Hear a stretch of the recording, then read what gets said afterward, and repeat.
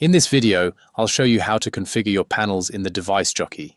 We will take a look at how panels adapt to different window sizes and orientations,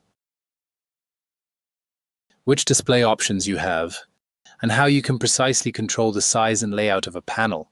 At the end of this video, you will understand all available panel options, and you will be able to apply them confidently in your own setups.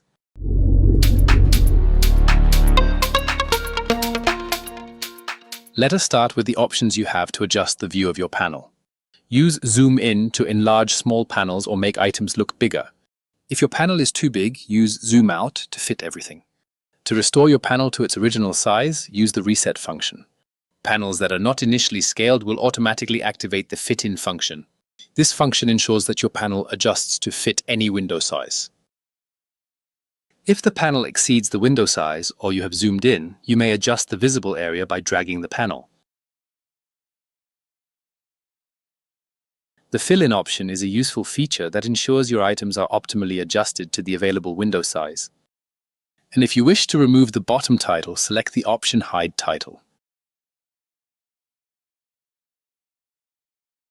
Now let's take a look at the panel size menu. With adaptive sizing, the panel adapts dynamically to the available space. As you can see here, resizing the window changes the size of the panel on the right side of the button. Depending on the button's position, the panel has a defined minimum size. This ensures that the button always stays in a fixed position and doesn't move when the window is resized.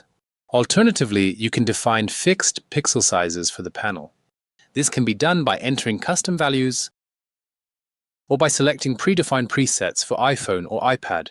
It's also possible to get the current pixel size directly from the window. Fixed sizes are useful for consistent results across devices and for keeping the panel centered. Depending on your workflow, you might choose different settings. Thanks for watching, and enjoy working with panels in DeviceJockey.